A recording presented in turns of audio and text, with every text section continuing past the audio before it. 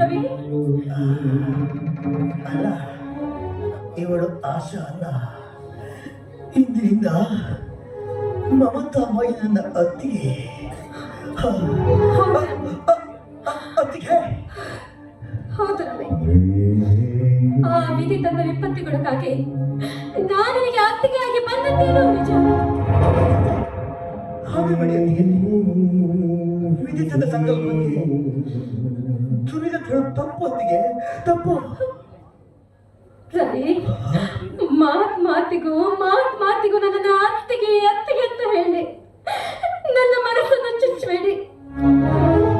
ನಾನು ಮಾಡಿದ್ದು ಸ್ವಲ್ಪ ತಪ್ಪಾಯಿತು. ದಯವಿಟ್ಟು ನನ್ನನ್ನು ಕ್ಷಮಿಸ್ಬೇಡಿ ರವಿ.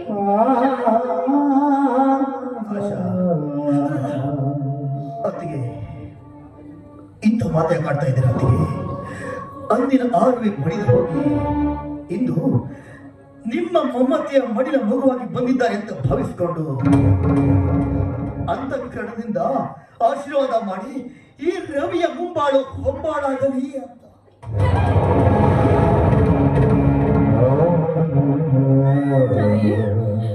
ಅಲ್ಲಲ್ಲ, ನನ್ನ ಮೈದುನ ರವಿ, ನನ್ನ ಮೈದುನ ರವಿ ನಮ್ಮಿಬ್ಬರ ಬಾಳಿನಲ್ಲಿ ತಂಗಾಳಿಯಾಗಿ ಬೇಸಿ ಈಗ ಬೇರುಗಳಾಗಿ ನಮ್ಮಿಬ್ಬರ ಜೀವನವನ್ನು ಬುಡುಮೇಲಾಗದಂತೆ ಸದಾ ಕಾಪಾಡುವಂತ ಆ ದೇವರಲ್ಲಿ ಪ್ರಾರ್ಥಿಸೋಣ. ಅತ್ತಿಗೆ ನೋಡಿ, ನಾವು ಕಟ್ಟಿದ ಪ್ರೇಮ ಸಾಮ್ರಾಜ್ಯವನ್ನ ಪವಿತ್ರ ಬಂಧನ ಧ್ವಂಸ ಮಾಡಿ ನಮ್ಮನ್ನ ತಾಯಿ ಮಗನ ಸ್ಥಾನದಲ್ಲಿ ತಂದ ನಿಲ್ಲಿಸಿಬಿಡ್ತೀವಿ. ಹಣೆ ಬರಾನೋ ವಿಧಿಯ ವಕ್ರ ದೃಷ್ಟಿ ಬಿತ್ತು ಗೊತ್ತಿಲ್ಲ. ಆಗಲಿ ಅತ್ತಿಗೆ, ನಮ್ಮ ತಾಯಿ ಮಗನ ಸಂಬಂಧಕ್ಕೆ ಚ್ಯುತಿ ಬಾರದಂತೆ ನಡ್ಕೊಳ್ಳೋದು ನಮ್ಮ ಕರ್ತವ್ಯ ಅತ್ತಿಗೆ, ಕರ್ತವ್ಯ. ನೋಡಿ, ಯಾವುದೇ ಕಾರಣಕ್ಕೂ ನಮ್ಮ ಪ್ರೇಮ ಸಂಬಂಧ ನಮ್ಮಣ್ಣ ದಯಾನಂದನಿಗೆ ಗೊತ್ತಾಗದಂತೆ ಮಾತ್ರ ನಡ್ಕೊಳ್ಳುತ್ತಿಗೆ. ಯಾಕಂದ್ರೆ ಮೊದಲೇ ಭಾವನಾ ಜೀವಿ ನನ್ನಣ್ಣ. ನಮ್ಮ ಪ್ರೇಮ ಏನಂತ ಅವನಿಗೆ ಗೊತ್ತಾಗ್ಬಿಟ್ರೆ ವ್ಯತ್ಯ ಪಟ್ಟು ಮೊಸರಿಗೆ ಬಿಡ್ತಾಳೆ ನನ್ನಣ್ಣ ದಯಾನಂದ. ಮೊಸರಿಗೆ ಬಿಡ್ತಾಳೆ. ಬೇಡ ನೋಡು, ಇವತ್ತಿನಿಂದ ನಾವು ಅತ್ತಿಗೆ ಮೈದನಾಗಿ ಅಲ್ಲ, ಮಾತೆಯ ಮಗನಾಗಿ ಅವನ ಮನಸ್ಸಿಗೆ ನೋವಾಗದಂತೆ ನೋಡಿಕೊಳ್ಳೋಣ. ಹೊತ್ತಾಯ್ತು, ಊಟ ಮಾಡ್ಲಿ ಅಂತೆ. ನಿಮ್ಮ ಮೈದನಿಗೆ ನಿಮ್ಮ ಮಮತೆ ಕೈಗಾದ ಊಟ ಹಾಕ್ತೀರಾ?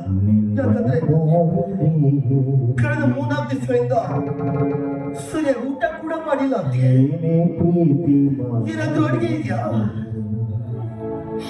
ಇದಕ್ಕೆ ಹೇಳ್ತಾರೆ ದೈವ ಸಂಕಲ್ಪ ಅಂತ.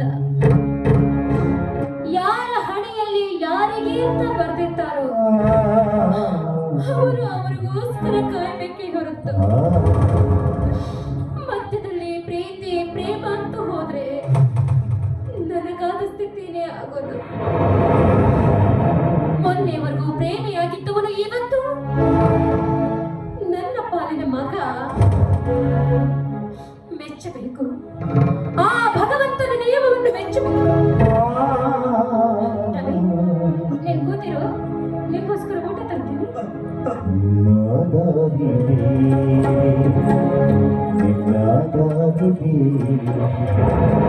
ಏನೇ ಪ್ರೀತಿ ಮಾಡಿದ ಮನಸ್ಸು ನನ್ನ ಆಸೆ, ನಿನ್ನ ಆಸೆ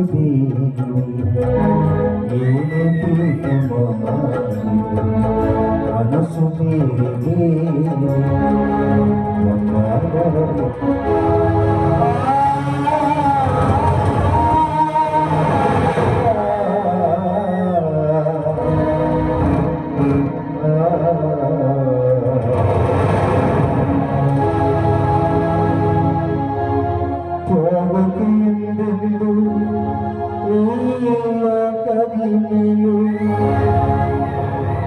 ಜಗದೀಶ ನಾಡಿಸುವ ನಾಟಕ ಈ ತ್ಯಾಗಕ್ಕೆ ತಿಳಿಯೆಂದೆನು ಜಾನಕಿ ತಿಳಿಯೆಂದೆನು